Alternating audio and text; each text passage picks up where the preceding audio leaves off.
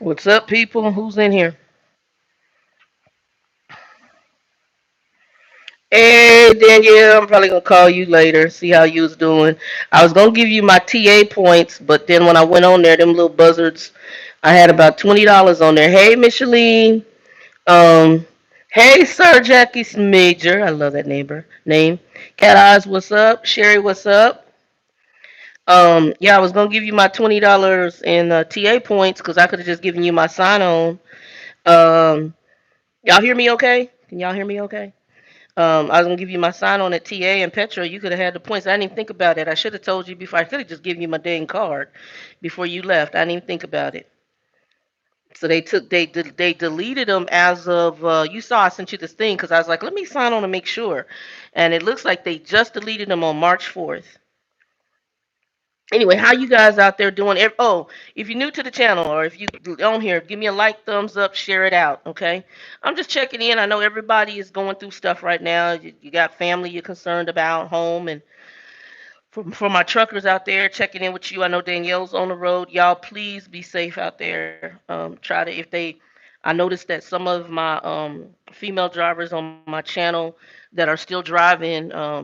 They actually are guys giving you guys when y'all out there face mask and hand and gloves and hand sanitizer and stuff. So y'all definitely take part in that.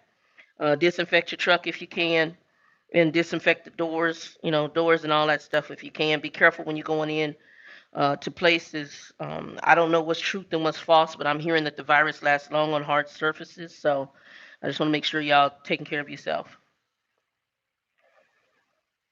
Micheline, where you at? Where you at in the world? What state are you in?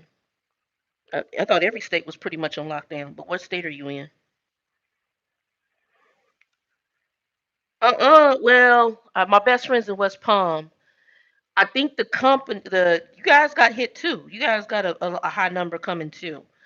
Um, I know that a lot of stuff right now is quote unquote semi-voluntary, except for the major five states that got hit. They're getting mandates. The rest of us are more voluntary, like in Arizona. Now, I will tell y'all that a place Danielle knows. Don't say Danielle. A place where I have a possible exposure, and honestly, with the numbers that they're giving us, honestly, three you have five people at a table, three of us are going to have the virus. The thing is that, and I want to say this because I've been doing a lot of reading and research, and also kind of I'm very analytical, so I don't just take anything I hear. I basically y'all forgive me, I got this rigged. And the internet is going to be fully owned as of tomorrow, supposedly. They're going to have my lines fixed. I'll have a new modem. And preferably they'll be here first thing in the morning because I got to work tomorrow night. So they're supposed to be here first thing, well, between, I think, sometime early in the day. So they're supposed to be here. But, and even when they come in, because of the whole thing with me possibly having exposure, I'm going to have my mask on. I have gloves here in the house, so not a lot, but I have like some kitchen gloves. I'll have those on. And then I do have disinfectant. Praise God, I didn't realize how much disinfectant I kept on my trucks. My company had me Micheline as work from home. I was supposed to work from home last week. The problem is that I had problems with getting my internet on. Big Pun, what's up, homie? I had problem with getting my internet on, so I rescheduled them to come out here because I really wasn't worried about it for myself. But then when they said, "Oh, you got to work from home," I'm like, "Oh crap, I got to get this fixed." So I contacted the company that we use. Well, we have a couple different companies out here. I contacted the company I'm going with, and I told them, "Look, I need you to get in here, fix the lines, because I need to do work from home." So they scheduled me for the 26th. And I tried to see if they could do it sooner. They couldn't. So I actually went in to my offices for a couple days last week, and then I had some stomach issues, so I took out. But then on Sunday, I also had a notification that A business that I go to, not the building that I go into, but that business, excuse me, burp. I'm drinking coffee. That business that I go into, one that somebody tested positive for the virus. The problem is that there's like three or four buildings there, and you don't know what building this person went through. You don't know who this person reacted with, and the way this thing travels, you don't know. So any of us, I mean, I could have it just be asymptomatic. Um, so anybody who you get it, yeah. I mean, basically the way this thing, because people, our society that we have, our world we have right now is so short attention span, and we basically are what we call, I call it a snippet generation.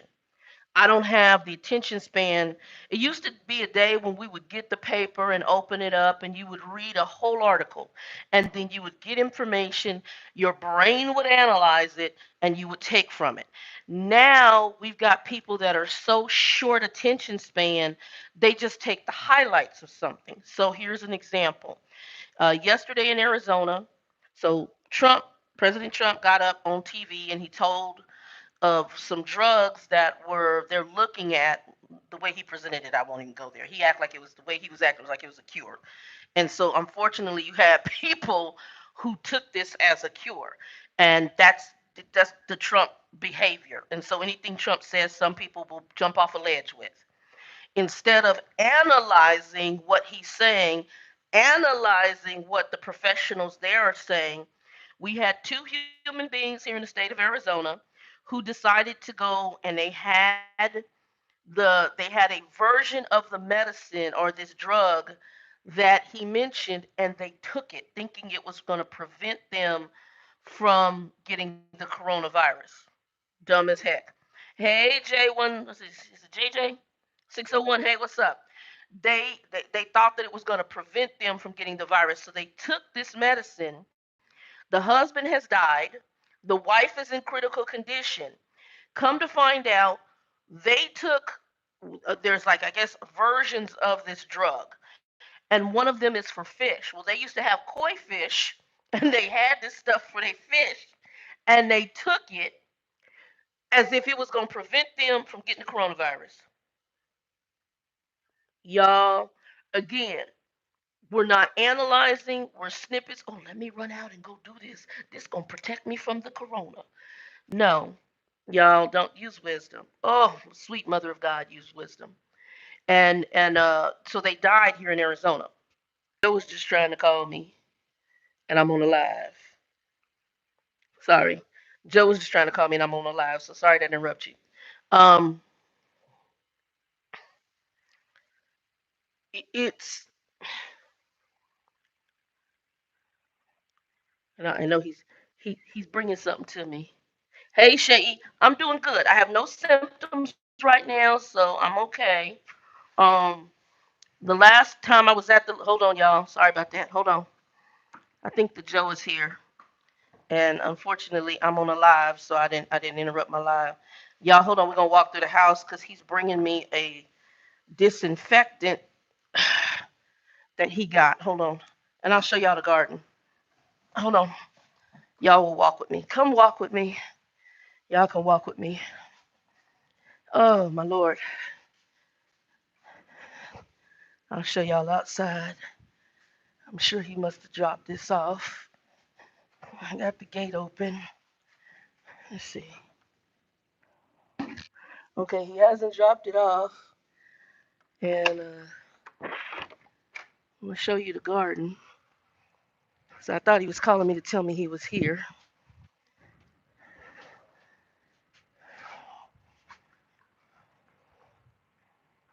Hold on. Okay, there we go.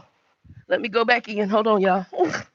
He's here, but because I'm self quarantining, I don't want to be around anybody right now. I'll show you the garden as soon as he leaves. So when I got the news, I knew I needed to self quarantine. They were really just calling me to say, "Well, we're shutting this facility down, and nobody will be able to get on the facility." No, no. Look, what you really notifying me for, or should be notifying me for, is that we all need to self quarantine if we were on this location.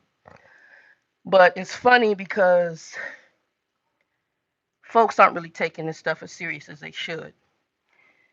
And it's not that some people aren't going to get, some people won't get sick, some people will.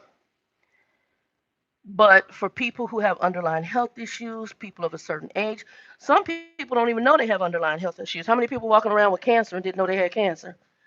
Um, okay, I think he said it by the door. Yep. All right. Um, he said some stuff by the door. Okay, let me turn this around so y'all can see. Hold on. So this I just started planting. The only thing I really have growing is the mint there on the side. I got to weed again, and y'all can see my little babies are coming up. So I don't know what is this. I got some carrots in there. Those little ones are carrots. That's tomato. Y'all may see I got mushrooms. Mushrooms in the soil just means that the soil is good. Um, I don't know what is that. What's over there? I got some chives. There's tomato over there, and there's some lettuce over there. Um, that right there is onion, and there's some more onion popping.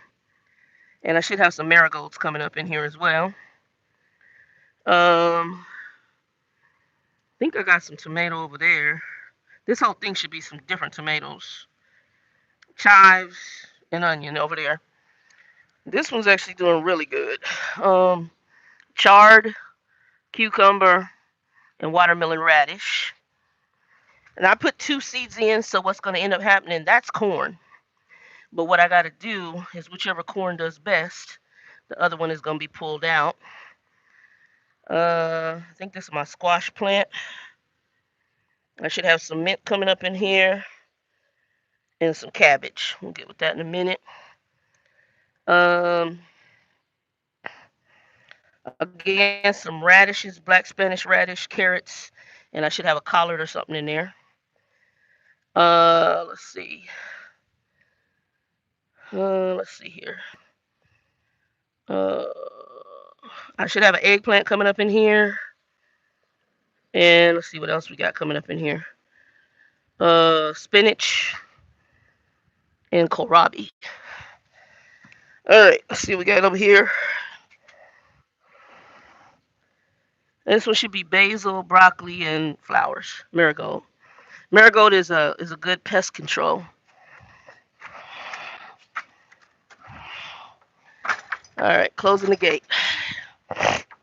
Okay. All right, and then these are new, so I don't have anything popping on any of these yet. Yes, we got a smiley face. That right there is ginger, and hopefully a jalapeno plant will pop. This right here is sweet potatoes, and hopefully y'all have some beans popping off of that. And then that is going to be a lot of herbs, and on top of that, I got some purple beans, bush beans, popping on that. All right, going inside. So, coming back around, y'all see the kitchen. I'm doing dishes, did dishes, and I need to get a drying rack. I still haven't pulled all my stuff out of storage yet. Okay. And I'm gonna tell y'all this right here, that little coffee pot is your friend. It's an espresso pot. That's your friend. Turn it around. All right. Hold on, y'all. Going back in the room. Woohoo! I'll tell Joe I was doing a live when he called. All right, we're going back in the room and doing the prop up. Thank you, Danielle, for the new air mattress. I got to get my other stuff out of storage. I still haven't gotten stuff out of storage yet. And I don't know. I'm kind of holding right now with everything going on. Ooh, ooh, ooh, ooh. Ooh. Hopefully y'all can see me. Hold on, let me see what everybody said.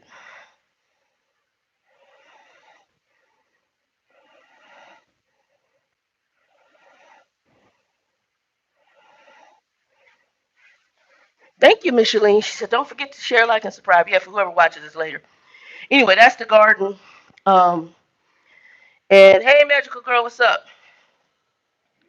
Um, I yeah, I got my garden going.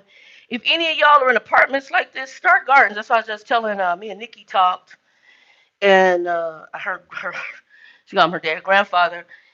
He be getting into stuff. I said, girl, I'm gonna send you something.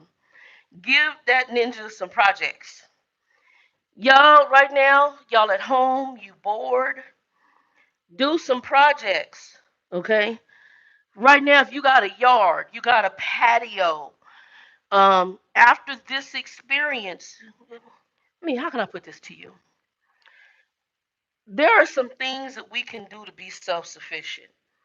And I went back and I thought about my grandparents, and I know I got off subject a little bit because Joe called would remind me, and I'll go back. Um, thank you. Okay, well, see, Wendy got a lot of, she got a lot of, Magical Girl got a lot of land. But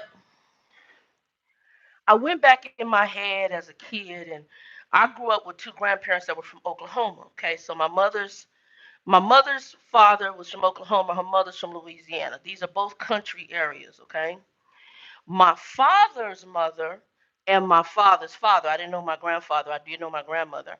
My father's father and his mother are both from Oklahoma.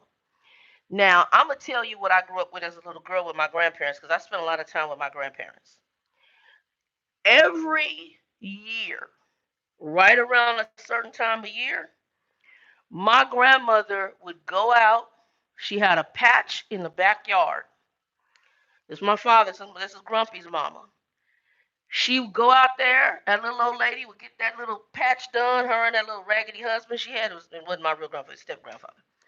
And she would go. We didn't even call him step grandfather because nobody liked him. God forgive me. We didn't like the man. But she would go out there. They would clean that land, a little patch, and she would have greens, okra. Did she grow corn? I don't know if she grew corn because my grandmother was Native American and black mixed. Although her birth certificate said Native American, but she tell you she's black mixed. Although you can see the Native American, her hair was the full Native American hair. Um, but anyway, she had corn. Excuse me, she had greens, collards. I think she grew all the greens. If I remember, she might have grown mustards too. Turnips, she grew turnips. I'm not a turnip. I was never a turnip fan.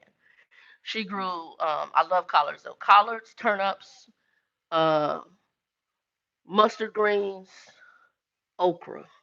I know those were the big ones. And my grandfather did the same thing. Plus, he always grew squash. As a matter of fact, and as a little girl, I was in the newspaper because he had this weird squash that grew, and I don't know if I was about 7 years old, something like that. And as a little girl, I'm in the newspaper, and the squash was as tall as I was. And they had me in the little newspaper here in Arizona, the was the Arizona Republican Gazette, with me standing, and the squash was right next to me because it was just as tall as I was as a kid. I, he grew always grew stuff in the backyard. Um, and so they were very self-sufficient when these kind of times, because these are products of they were products of the depression. I look and I think in my mind some of the stuff she's did that I'm doing, and I started doing, like when I went to Grumpy's house and I showed y'all how he was throwing out the soap, the whole bars of soap, just wasteful. And I said, dude, you being so wasteful. Why are you being wasteful? You don't come from this. But he was spoiled, so that's they didn't. I don't know. Me and my grandma, we still once you're on the side of glory, we're gonna talk. Anyway, there's stuff that we do because we become so wasteful, and now we're in a pinch. You got people, buying 300 things of toilet paper because they scared they can't wipe their behind. I watched the lady the other day. She had dumped out all her socks that weren't matched up. She had her three boys in the living room. She said, "Whatever y'all find matches for, match them. Whatever you don't find matches for, put them over here in the corner." What she gonna do is when they can't, they don't have toilet paper. You cut them socks and they become a butt rag. My mother, when my brother was a little boy, she decided to go back to the old school diapers like what I had, which were cloth diapers. So y'all don't know about cloth diapers, because now you take the baby off, you wipe his butt, and you throw the diaper in the trash with the poop and the pee and whatever in it. But see, when I was a kid, they didn't have cloth. They didn't have disposable diapers. They had cloths that were diapers that they put on us. And before the cloth diapers, okay, they used whatever rags or whatever as a diaper for the baby. So you got to ask your question. A baby poops and it pees. What do you do with the pee? Poop and pee. Now I'm gonna tell you what I did because I had to do it for my brother because my mother did this insanity, even though she didn't change not nan diaper. Okay, as they say, I'm gonna go country, not nan, not one. And what you do is when the baby would poop in the diaper, you went into the bathroom, you dumped the poop in the toilet, you flushed the poop, and then you had to do this inside the toilet with the diaper and wring it out. And then I took it to another area bucket, and I might have had a solution in there with some bleach, which I did. And you dunked it up and down with bleach and detergent, and you rinsed it again. It wasn't fully clean yet, and then you put it into the diaper bin. Okay. And then we had a service. My mom was making good money. They had a service that come, and they would pick the diapers up and clean them. When she stopped making good money, we washed them diapers in the laundry machines outside with some bleach and water. And I folded a whole bunch of diapers. That is how the old school method of changing a baby's diaper. Now that's another human being's behind. And yes, he came out of you if you was a mama or whatever, you took care of a child. This is your butt. You ingest, you poop, it's your crap. Sometimes some of us we're gonna have to make it work. And if we have to go back to what they call a butt towel and poop and then do what you gotta do and rinse your butt towel out, that's what you do. It's just gonna have to be what it does. Or you can get in the shower and get to washing, or you can buy yourself a portable bidet if you can afford it and use that. There's just stuff that we can do, and it's amazing to me how how can I put this word? I'm trying to think what word to use. It's amazing to me how entitled we have become and how self-centered that we don't even think about other human beings. So let me give you an example. Nikki and Joe blessed me the other day because I am self-quarantined and I'm not being able to really go out to stores and stuff.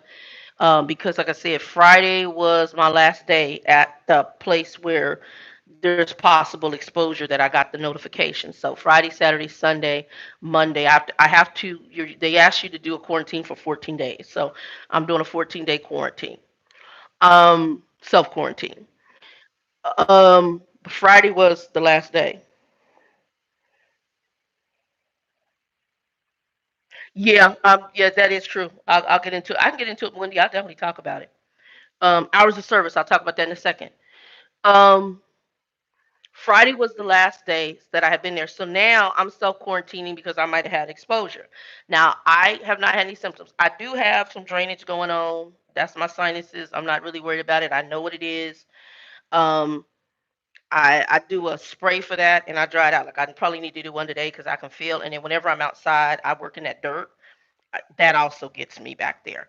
So then I'm like, blowing out stuff and sucking back stuff and spitting it up, because my allergies are very unique about this time of the year. Um, but other than that, I haven't had any. I'm tired. Um, I haven't had any fatigue other than I'm just fat and old. I haven't had any shortened breasts. That's not normal for me being my size.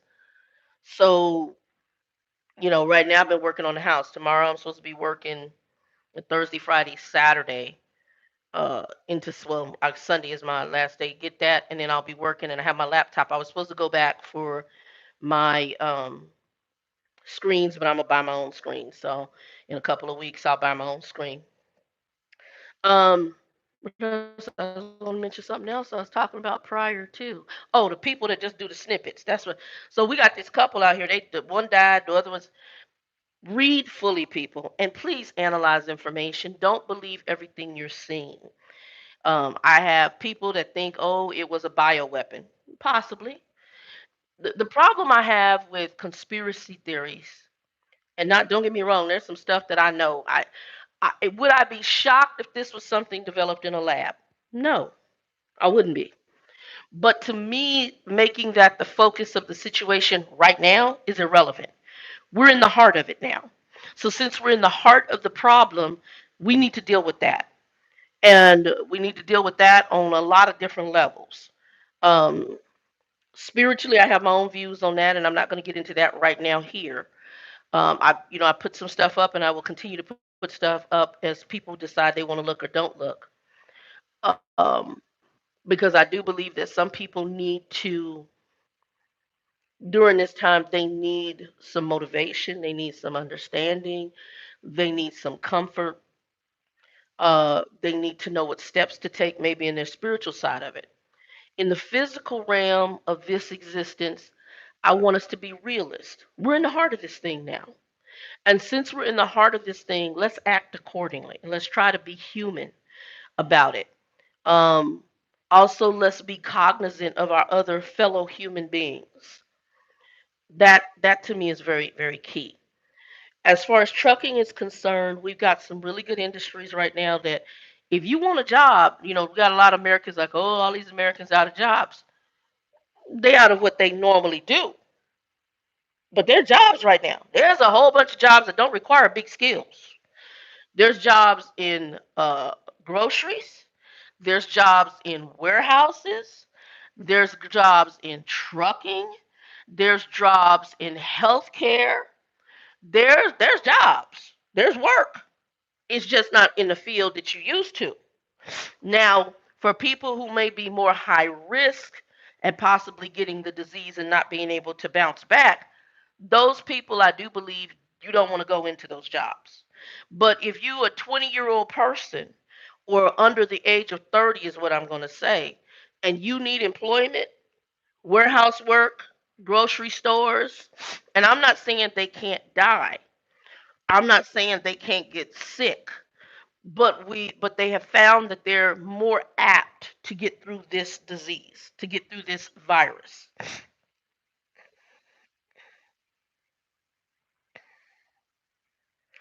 Yeah, I'm seeing a lot, and that's a lot of stuff out here in Arizona. They actually have some groups that are going and doing the grocery store shopping for the seniors.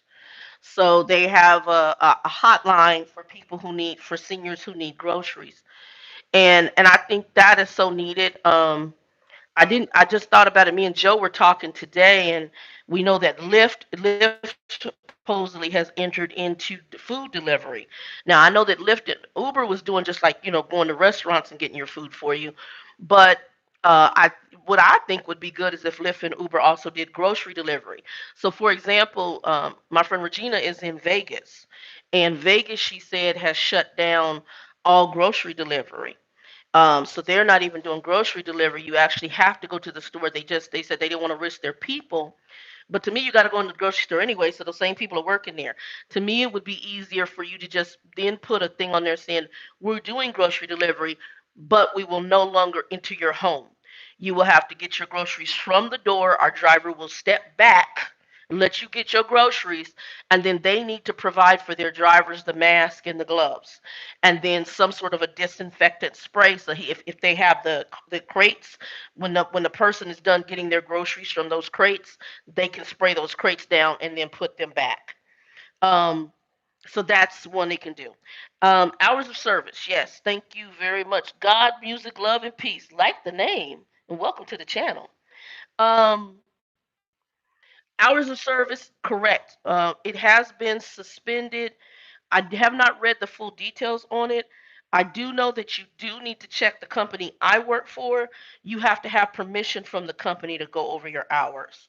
But the company I work for is a starter company. Even when they use their personal conveyance, if they run out of hours, they have to call and or put on their onboard computer that they're going over hours to go park at a safe location, and they'll be PCing over. They have to notify the company. We don't just say, oh yeah, use that. Now for me, that would bother me. That's why I couldn't drive. Sorry, I couldn't drive for the company I work for. It would irk the hell out of me. I got too many years. 6 years, 6+ years. I don't want you holding my hand that hard. But for newbies and for people who maybe came up in that company, started in that company, they're trainers and they're okay with that drama, then okay. But that's too much hand holding for me. Oh, Lord God in heaven. One of the reasons I probably don't drive anymore because I that's too much hand holding for me. I can't. I just freaking can't. Um, but for newbies, where you got to call and let your dispatch manager know that you're going to go over your hours of service, that's what they have to do. They can't just make at my company. They just can't make those independent decisions on their own, and they have to have permission from the company. But then at the same time, since we are a starter company, I do understand that because a new driver may not have the tenacity or what I call I called it, what was the word I used to use for it? When I would train drivers, and I would tell them they'd have the stamina. They wouldn't have the what I call the driving stamina in order to do some of them. You have to build that stamina up to even drive in 10 hours. So, like a newbie driver, I would have drivers and you sit in the seat next to them and you would know when to tell them you need to pull over. So, they would normally, somebody's not used to driving 11 hours, or I usually have them drive 10 and a half hours, is what I want to get you up to. They wouldn't be used to driving at 10 and a half hours. So a new driver might be able to do 4 to 6 hours before you start seeing driving fatigue. Pull them out the seat, and then I'd pick up the rest of the shift. Um, that is a new driver. So telling a new driver you can go over your hours by 2, 3 hours for critical because I need you to drive. No, no. So I agree with my company on that. But every driver they give certain drivers, and usually it's going to be more of their tenured drivers that they're going to say, okay, Bobby Joe, you've been with us 15 years. Yeah, go ahead and drive. If you feel, knock out what you can within the allotted going over your hours. Also, DOT has been a lot more lenient on truckers. And obviously, this is going to last during this crisis, and then they're going to probably start treating truckers like crap again. I'm sorry, y'all. I wish that wasn't the case. But, here is a group of people you didn't respect, you looked down on, and now, right now, they're one of the more critical parts of running America. Isn't that about a bull stuff? And so but I do commend my drivers who are doing what they're doing. I have one of my friends who is a retired RN. When her mother passed away, she moved from Mississippi to California, and she just returned to nursing in order to help during this crisis. And I've been praying for her as well. So yeah, all my frontline people, I thank y'all. And what gets me is it's the working middle class. It's working middle and lower middle class right now that's keeping America. The migrant workers that are out there picking food for us, the people we look down on, we treated bad, we don't want them in our country, all this other stuff, and these people right now are what we are relying on in order to exist. It's amazing, isn't it? It's really, but God, like I said, there's a whole bunch spiritually in this that we're learning from. Oh yeah, the microman. Yeah, I can't.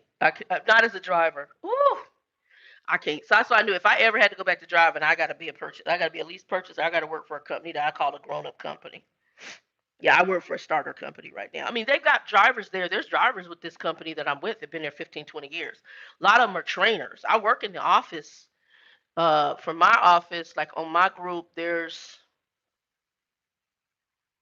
three of us who are 53-foot drivers. And I got a guy in front of me. He drove, I think he's class B, not class A, and he drove the combination trucks. So I respect he under air brakes, but until you drive a 53 footer, you don't fully understand. Hey sis, thank you. You too. Yeah, until you drive a 53 footer, you don't understand. Stop. How you doing? I see you. Oh, hold on. The food is not lasting at the grocery store. Y'all deal with that. Hold on.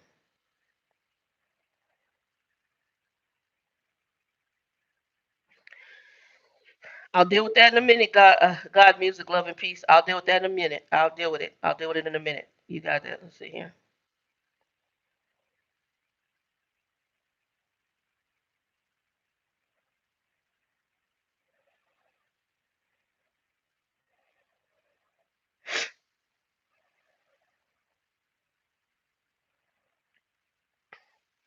Um. Okay. First thing I'm gonna deal with is Food not lasting at the grocery store. Let me deal with that real quick. So let's talk about. So if you guys don't understand, I want to challenge you to go and look for a video on supply chains. Look at, well, actually, there's a video. I'm gonna see if I can find it. It's something they showed us at my company when I started. What happens if trucks stop running? Okay. And what you have to understand is what's called supply chain. And I had to explain this. Hey, Autry, Texas 91, what's up? Welcome to the channel. um Let me try to explain as best in my layman's terms supply chain, okay? And I had to explain this to my sister last night because she was fussing about the fact she's in Kansas, and she did, for the first time, she did the Walmart where you pull up and they bring your groceries out to you, okay? So you do your online ordering of groceries, and she put stuff in her basket. When she put it in her basket, it showed like it was available there in the store, but when she got there, they removed stuff that they didn't have available. And her thing was she ordered it the day before. So here's what supply chain is like. And here's the problem that we're running into, okay, with all of the hoarders. And I kind of have my own idea of some solutions to the problem, but I don't know if anybody will, I'm this little man in the corner. So what's happening is, so we have a store over here called Safeway. Safeway is a division of Albertsons, okay? So Albertsons bought up several companies. They bought Safeway, they bought Dillon's, they bought United, they bought all these grocery chains. So wherever you're at, Safeway, Albertsons, Dillon's, United, those are all part of the same group, okay? So Safeway, Albertsons, you go over there. So now we got all the water is gone, all the toilet paper is gone, all the yeast is gone, all the flour is gone.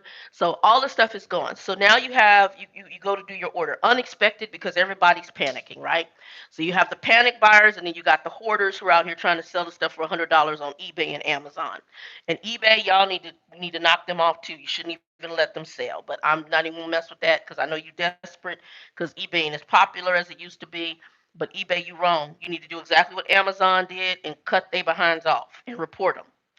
But anyway, because it's affecting our country. Okay, it's affecting our country. So everybody's panic buying. So now you've got all this stuff missing on the shelf. So you go to your basket. They know the way it used to work. I own my Safeway, and I know that I have a truck coming in at 7 a.m. in the morning. I know that you're coming to pick your groceries up at, let's say, 12 noon that same day. So I know that this is something I'm going to have in inventory. Here's where the problem has happened with supply chain. When our trucks, which I can tell you for fact, are going, let's say, to Georgia Pacific. Georgia Pacific on a normal day, maybe they had 50 trucks to come in. Okay, on a normal day, and that's high. Let me cut that in half. Let's say they had 20 trucks that come in. They normally have 20 trucks that come in. But now, because of the demand, you now are trying to fill 50 to 100 trucks and trying to get that all across the country. Well, now I only have so many workers that on an average day, we know that they can fill up 20 to 25 trucks. Well, now I need to hire these many more employees to try to fill these trucks up. In addition, I got to have this much product to put on those trucks. And so now the supply chain is broken. So my timing, where it used to be more succinct, is now off. So the truck that's supposed to be at Safeway at 7 in the morning is still sitting at Georgia Pacific 4 to 5, maybe even 10 hours past the time it would leave to get to Safeway by 7 in the morning. So now the truck is late. Okay. It's late because it's still waiting at the shipper to get the product that it needs to bring to the store because it's all backed up. The supply chain has breaks in it. So now you, the customer, on your end, who's expecting to have them come outside with everything that was in your cart, and they're going off of the system that used to work, where I knew the truck was going to come in, I knew I was going to have the inventory, I was going to put it in your basket at 12 noon. I don't have the inventory because that truck now is late and the supply chain is broken. So that inventory comes in. So all I can do is provide you at 12 noon with what I have. This is what I have on hand. Now the truck comes in later on that afternoon, evening. Well, because you're not there, I'm going to take the product now and put it on the shelf. And then the hoarders come in and they take all the stuff back off the shelf again. And now we have the broken supply chain just repeating itself. So that's layman's way of explaining what's going on. It's there. Some of it's coming. The I We got trucks over here. I've seen them at the Family Dollar with toilet paper on them. But as soon as they get it off the truck, get it into the store, it's gone. Um, so I mean, and not to mention drivers, please be careful. I've had calls when I had a call from a customer where we were worried about a driver mainly being maybe hijacked for stuff off of their truck. Things are getting. You got some people crazy as hell out there. You got people. So like my sister, she was pissed off yesterday. She's like, I wouldn't have done it. I said, no, you need to calm down. I said, don't forget, I work in the industry. I can tell you what's going on. It's broken because, and it's not the driver's fault. It's broken. Here's what's going to have to happen. While from my spiritual side, I know why I don't want it to happen this way, but I know why it's going to have to happen this way. Okay. What should happen is that every grocery store you have, at least the grocery stores I go to, we have what's called a membership card that gets us our discounts. Our coupons are now on that. It knocks down prices for me, and I swipe it every time I go to the grocery store. Okay, that card, a system needs to be made to say that card got toilet paper on what's today on let's say Friday on 3/19. She's not eligible for toilet paper until 4/19, and that will decrease the hoarder situation. It'll also give the stores time to put stuff back on the shelves. They're doing it in a roundabout way by managing it by saying one per transaction, but the problem is a hoarder is going to keep going in and out the store. I hate to say it, my mother, we were good at couponing back in the day. So when we coupon, my mom would put each child in a line with stuff because back then it was Abco, I think it was Abco. They used to do double coupons, and my mom would get 3 or 4 papers. Right, we cut them coupons, and she'd give us each the money, and each of us would get in line because you would only have one item per person. So my mom had kept a stockpile. She kept a stockpile. And again, this was a woman who's making money work. The problem is you have this now happening on a grand scale across the country because people are scared. And so the issue is what you really need to do in order to get the store stockpiled back is you're going to have to go to those cards, your grocery store shopping cards. This is going to get down to later on in a spiritual sense. Is going to get down to where we're going to go to the implanted chip and I'm going to monitor what you buy. This is why all this is happening. I call it the window dressing. And I'm actually going to be doing a Christian video on this later. But we're in the window dressing stage for things to come spiritually. But what's going to have to happen is, in order to get the supply chain back online, what they need to do is they need to go ahead and make those cards to where each card only gets one of the essential items, one case of water, one, if depending on the toilet paper you buy, either a case of toilet paper. So like if you get the little 4 roll pack, maybe you're eligible for 4 of those in a month. You just kind of average out what an average person would get. A 4 roll pack would that would might take care of somebody for a week. So okay, you can get 4 of those. If they get 4 of those, that's the max. If they do the 4 roll pack, and that would tick off on your card. If you get the case where it's a certain numbers, like what's 4 times 4 is what 16 or more, then that's one a month. If you get like at a Costco, you get the 30 rolls, which is I love the Costco toilet paper, the Kirkland's. You get the 30 rolls. Praise God, I had a package up there right now. I got each pack. You get 5 6 rolls 5 6 roll packs in the family in the bulk size, right? So I have 3 left. I just opened one, so I have one that's open, and I have 3 left.